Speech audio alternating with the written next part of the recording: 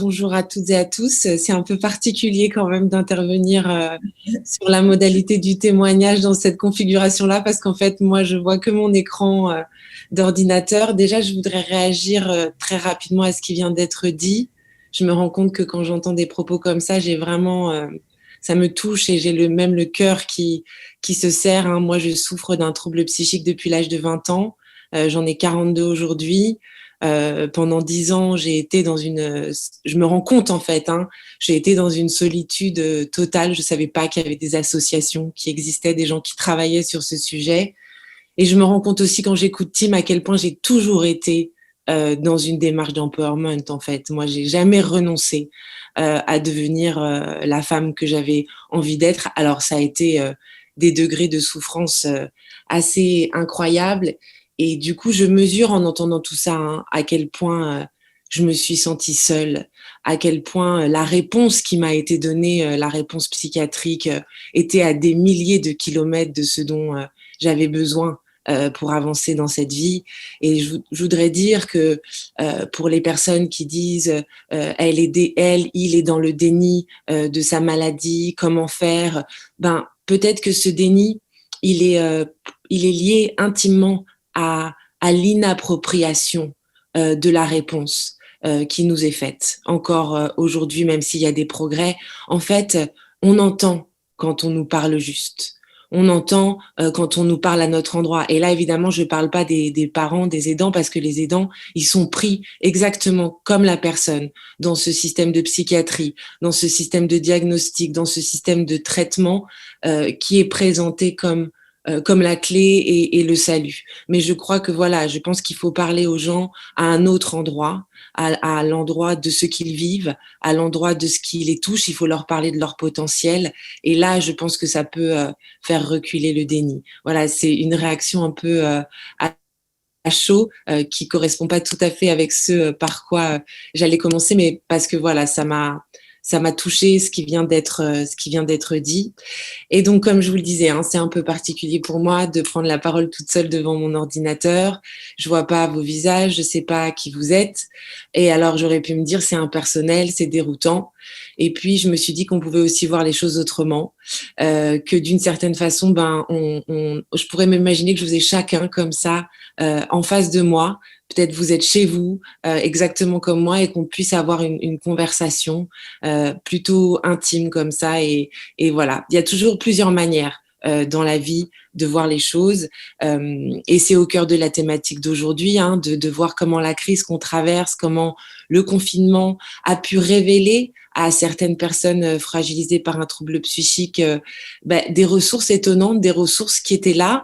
Hein, ça s'est peut-être pas passé pour tout le monde, mais il semblerait que certaines personnes, certaines familles, en se retrouvant comme ça, j'en ai entendu parler, ont pu voilà se dire oh là là, mais en fait il y a des choses qui sont là et on les voyait pas et on les voyait plus tellement les effets de la maladie semblaient avoir tout envahi et en fait voilà, c'est vrai que Tim Grayson a raison. Il faut regarder du côté des ressources. Moi, je connais énormément de gens qui souffrent de troubles psychiques. J'ai la chance et le privilège de travailler avec eux et je suis toujours époustouflée par la richesse des ressources de ces gens.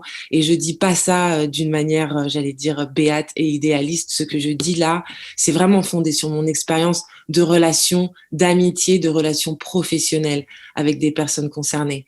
Alors aujourd'hui, moi, du coup, je vais témoigner à partir de moi hein, et je voudrais vous raconter une petite anecdote qui est à la fois drôle et pas drôle.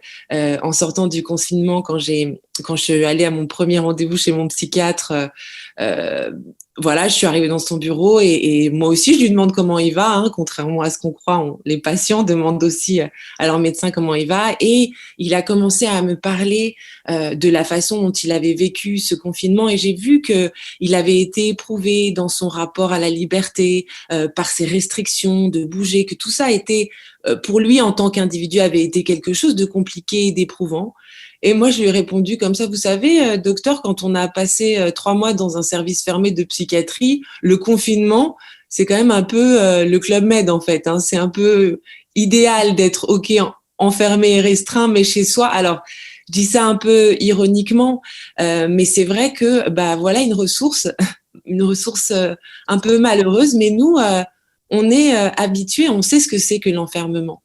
On est même les seules personnes dans cette société à notre époque à pouvoir être enfermées sans avoir commis aucun crime. On a un rapport avec ça.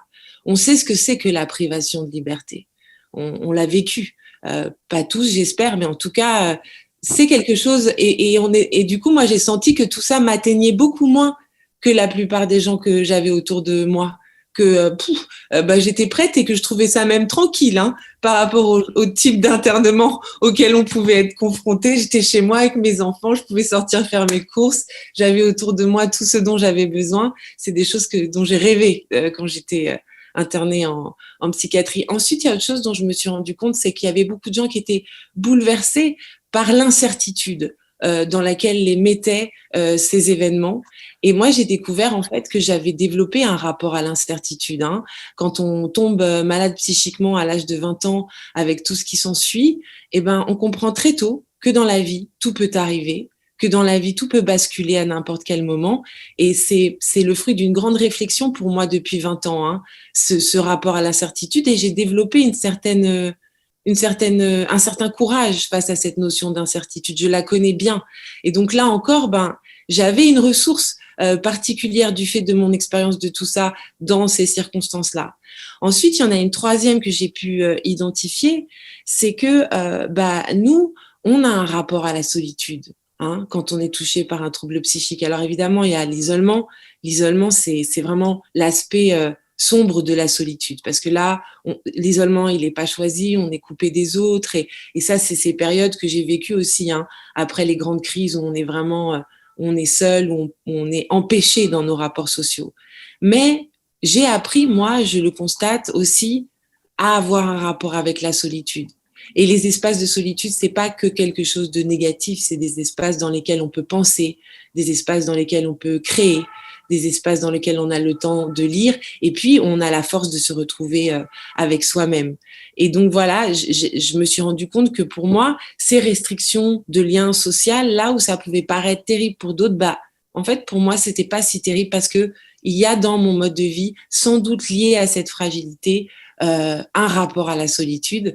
Et la solitude est même dans bien des moments une alliée et quelque chose qui me fait du bien. Alors, voilà comment je voulais introduire les choses par rapport à notre sujet. Et puis maintenant, je voulais arriver aussi sur cette notion de rétablissement dont il va être question ce matin. Bon, évidemment, les périodes de grand basculement psychique avec ce qui s'ensuit en termes de souffrance, en termes d'accompagnement médical, la réalité, c'est que ça nous laisse dans des états qui sont extrêmement douloureux. D'abord, il y a une perte d'espoir. On perd l'espoir dans le fait de pouvoir construire sa vie. Il y a une perte de sens, il y a une perte d'identité, il y a une perte de confiance dans son potentiel, dans sa capacité à agir. Et puis, il y a une perte de lien avec les autres parce qu'on non seulement on souffre, mais en plus on a honte. On a peur d'être stigmatisé si on parle de la réalité de ce qu'on est en train de traverser. Et tout ce que je viens de vous citer là, ce sont les valeurs du rétablissement. C'est-à-dire accompagner les gens dans la reconquête de l'espoir, accompagner les gens dans la reconquête du sens qu'ils peuvent donner à leur vie, dans la reconquête de leur identité, et puis dans leur reconquête de la confiance dans leur potentiel et dans la reconquête de leur capacité de sociabilité, de vivre parmi les autres, d'être vivant parmi les autres. Alors en ce moment, je suis en train de construire avec deux jeunes femmes, l'une qui est Claire Leroy-Attala, qui est sociologue spécialisée dans le handicap psychique, et l'autre qui est Clémence Batin, qui est psychologue clinicienne, une formation sur le rétablissement, à la fois sur ses valeurs et sur la posture que ça peut engendrer. Et on a articulé cette formation autour de ces 5 piliers du rétablissement que je viens de vous citer. Et donc, pour poursuivre mon propos, je voudrais prendre ces 5 valeurs l'une après l'autre et vous les illustrer de manière concrète, soit en témoignant de mon expérience, soit en parlant d'expériences d'autres gens qui m'ont touchée. Alors d'abord, l'espoir. Pour vous parler de l'espoir, je voudrais à nouveau parler de Patricia Digan. Moi, c'est une femme que j'admire, que j'estime énormément. C'est une femme qui est d'une certaine façon un modèle. Comme l'a dit Tim Grissom, cette femme, elle a été diagnostiquée schizophrène à l'âge de 17 ans. Et tout ça a été tellement brutal pour elle qu'elle dit qu'elle s'est promis intérieurement qu'un jour elle deviendrait docteur en psychologie et qu'elle changerait le système de soins en santé mentale pour que plus jamais aucune personne ne souffre de ce système de soins comme elle en a souffert. Et là où ça donne espoir, c'est qu'en fait, elle l'a fait. Parce que si on parle aujourd'hui de rétablissement, c'est parce que Patricia Digan a entamé cette réflexion sur comment est-ce qu'on pouvait accompagner les gens dans leur reconstruction personnelle avec intégrité, avec humanité. Et je voudrais vous citer, j'ai décidé de faire un petit côté grande librairie et de vous citer des éléments bibliographiques parce qu'il y a beaucoup de lectures qui m'ont aidé aussi à avancer. Et Patricia Digan, elle a écrit 2 articles de 10 pages qui sont absolument lumineux, qui disent tout sur ce que c'est que le rétablissement, sur les enjeux du rétablissement. Alors, je vous dis simplement, il y a le rétablissement en tant que processus autogéré de guérison et de transformation. Il est accessible sur Internet, traduit en français.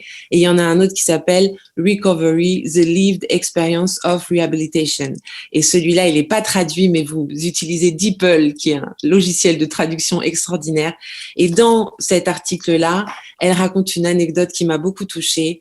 Elle raconte que quand elle est sortie de l'hôpital la première fois, elle passait ses journées entières assise sur une chaise à fumer des cigarettes en attendant le traitement et en attendant d'aller se coucher. Et tous les jours, sa grand-mère, à la même heure, venait la voir en lui disant « Patricia, est-ce que tu veux aller au supermarché avec moi ?» Et tous les jours pendant 6 mois, elle a répondu « non ». Et un jour, elle a répondu « oui ». Et elle explique que c'est à ce moment-là, à ce tout petit moment sur une chose tellement insignifiante du quotidien que son processus de rétablissement a commencé. Elle explique que c'est un petit moment de grâce que seules connaissent les personnes qui ont vécu ce genre de moment. Et donc, je trouve que c'est déjà une belle chose en termes de posture, aller demander chaque jour à quelqu'un qui semble ne pas bouger de faire quelque chose avec vous. Et bien entendu, vous, votre responsabilité, c'est de le demander, de pas lâcher. Et puis, il faut que la personne, elle dise oui un jour. Hein. Chacun son bout d'écharpe. Et croire que la personne a son bout d'écharpe, a son rôle à jouer, c'est aussi lui rendre son potentiel et ses capacités.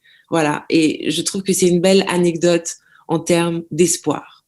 Alors maintenant, pour ce qui concerne la perte de sens et la perte d'identité, là, je voudrais illustrer ça par mon témoignage. Donc, à l'âge de 20 ans, j'étais étudiante en licence d'histoire.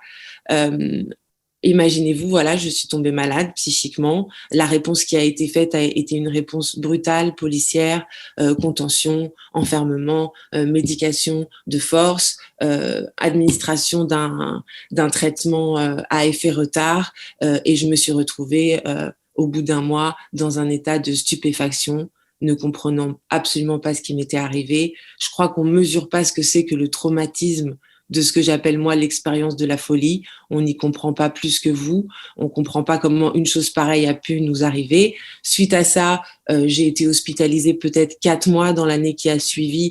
On m'a prescrit toutes sortes de médicaments sans aucun soulagement. Et au bout d'un moment, on m'a renvoyée à l'hôpital pendant 3 semaines.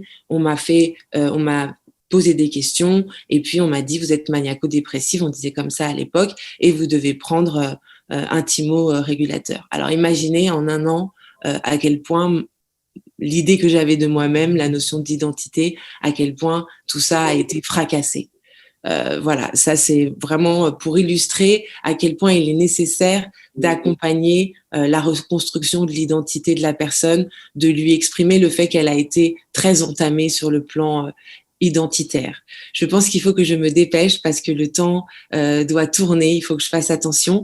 Encourager le potentiel de la personne, ça veut dire ne pas couper la personne de ce qui lui plaît, de ce qui l'exalte, de ce qui lui fait du bien. Encourager la personne à continuer à faire ce qui lui fait du bien.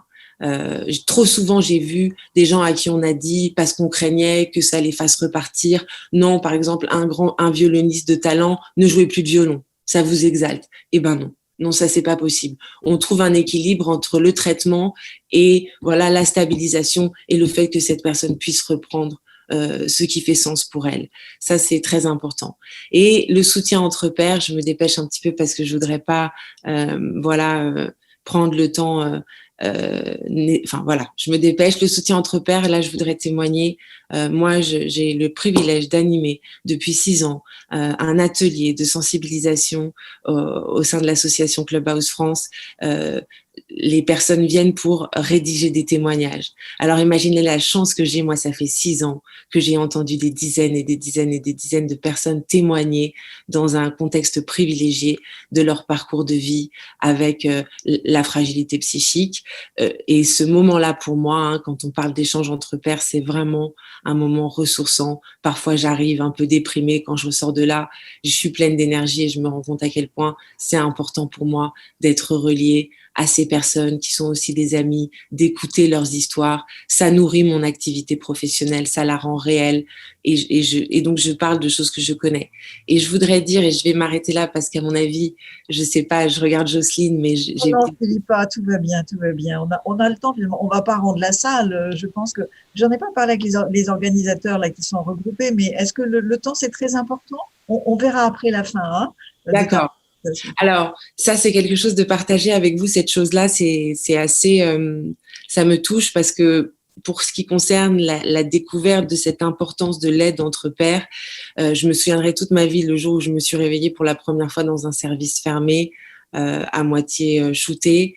Quand je suis sortie dans le couloir, j'ai flippé. Je me suis dit, oh là là, il y a des personnages autour de moi qui m'ont fait peur.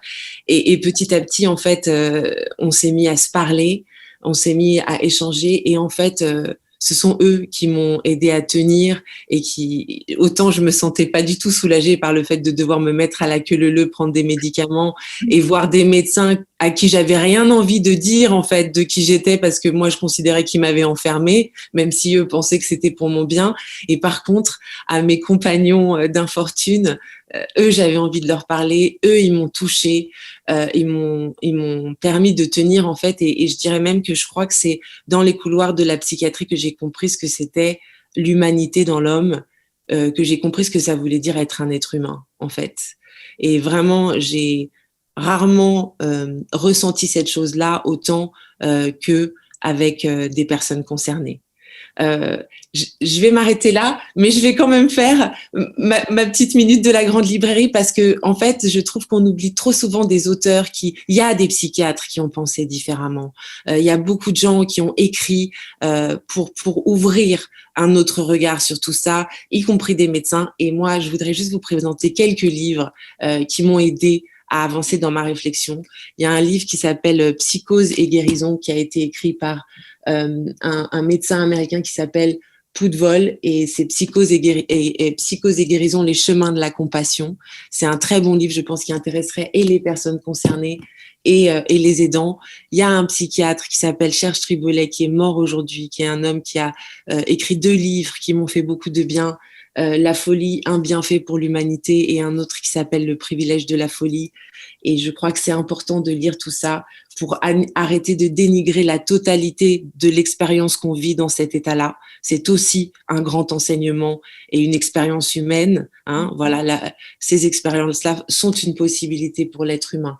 Il y a Henri Grivois, Parler avec les fous, qui a développé cette théorie sur le concernement, hein, qui montre comment les personnes qui souffrent de troubles psychiques sont incroyablement concernées par le monde, peut-être même un peu trop. Je me suis aussi passionnée, et je vous conseille de le faire, pour l'histoire de la psychiatrie.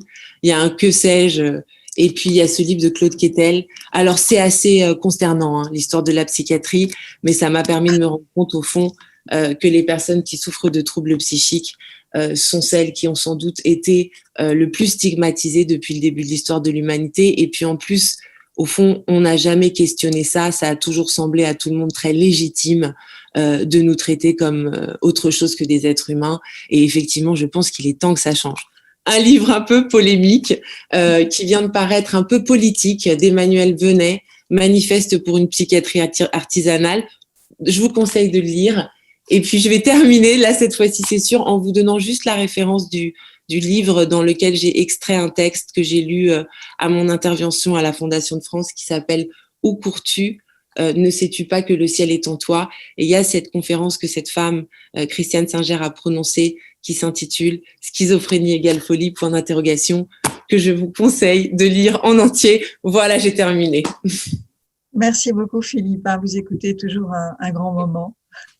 Je crois que ce serait bien si vous pouviez mettre dans le chat les références que vous nous avez présentées. Je crois que ça fait plaisir à beaucoup de monde. Et on me dit que Pierre Marchal a 3 questions pour vous. Même avant de partager les questions, dire à la fois pour vous et pour Tim qu'il y a beaucoup de messages de remerciements de votre témoignage, de votre discours qui est vraiment porteur d'espoir. J'en lis juste un parmi tous ceux qui ont été mis sur le chat. Mon fils Axel a vécu ce que vous avez vécu, Philippa. Il va bien aujourd'hui, mais quel combat similaire au vôtre. Je vous admire et vous respecte au plus haut point. Ma vie en a été bouleversée. Je suis devenu meilleur grâce à mon fils extraordinaire. Voilà pour vous donner un peu le ton de ce qu'on peut voir sur le chat et des réactions que suscitent vos témoignages. Et je démarre tout de suite avec une question. En tant que père aidante, comment mesurez-vous l'impact de l'accompagnement que vous dispensez pour les personnes aidées, ce qui est très difficilement palpable? C'est intéressant comme question parce qu'en fait, je me rends compte, moi, j'ai pas suivi le cursus universitaire. Je suis devenue, j'allais dire, je me suis autoproclamée père aidante, mais j'ai pas de titre. Hein. En fait, je le suis devenue en étant d'abord impliquée au sein de l'association Clubhouse France. Et puis aujourd'hui, il y a beaucoup de gens qui m'appellent, en fait, des familles, des personnes concernées qui veulent me parler. Et justement, je me suis souvent fait la réflexion qu'il nous manque un cadre, en fait, pour travailler aujourd'hui. Déjà, quand on a ce type de rendez-vous, c'est extrêmement impliquant. On écoute les personnes, on est très attentif, on est soucieux de pouvoir leur dire quelque chose qui leur fait du bien. Mais je crois moi, j'aimerais beaucoup être père aidante en libéral, par exemple. Mais je me suis fait beaucoup de réflexions. Je pense qu'il faudrait une supervision. Je pense qu'il faudrait que ça s'inscrive dans un travail pluridisciplinaire. Je crois qu'il faudrait aujourd'hui définir un cadre pour la père aidance, mais avec les pères aidants. Hein, pas que ce cadre soit défini par l'hôpital, par les psychiatres, mais on a besoin d'un cadre pour exercer cette activité, on a besoin qu'elle soit reconnue. Et ce cadre, il est d'autant plus nécessaire pour pouvoir justement donner des rendez-vous réguliers, mettre en place des suivis et puis évaluer l'impact justement de cette père aidance. Et puis aussi, j'allais dire, protéger les pères aidants. Parce que il faut pas faire de projection, l'écoute, l'accompagnement à l'autre, c'est quelque chose qui demande une grande discipline. Par exemple, moi, le fait d'avoir été formée au coaching, ça m'aide beaucoup, ça m'a donné des méthodes. Voilà, il y a un cadre à construire justement pour pouvoir mesurer tout ça. Et puis que ce soit reconnu, permettre aux personnes d'exercer une activité professionnelle. Si on nous reconnaît un savoir et une expertise, alors il faut nous reconnaître le droit d'inventer notre activité et de pouvoir gagner notre vie avec, quoi. Et ça, je le dis pour tous les pères aidants qui parfois sont un peu frustrés de ça. Voilà. Merci. Dernière question pour vous. Comment faire pour faire surgir les ressources de notre proche malade lorsqu'il ne communique pas avec nous? Eh bien, là, c'est… Alors, déjà, je suis sûre que vous pouvez communiquer avec lui.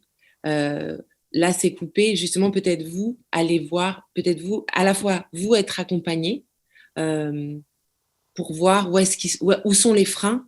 C'est vraiment, à mon avis, encore une fois, orienter solution. Il doit y avoir des modalités, des chemins qui sont peut-être pas vos modalités de communication naturelles, mais c'est des ressources que vous avez en vous. Et là, je dirais encore, trouver quelqu'un de confiance avec qui il accepte de communiquer et que cette personne puisse avoir un rôle de médiateur en premier lieu. Quand on n'arrive pas à faire quelque chose seul, moi, je crois beaucoup en l'accompagnement par des personnes de confiance, en fait. À un moment donné, on trouve toujours son interlocuteur. Je peux vous dire, moi, j'en ai cherché des interlocuteurs, comme Sherlock Holmes, hein, mais j'ai fini par les trouver. Donc, faites-vous aider. Vous avez ce qu'il faut pour communiquer avec votre enfant, mais aujourd'hui, vous ne connaissez pas le chemin. Il y a un chemin.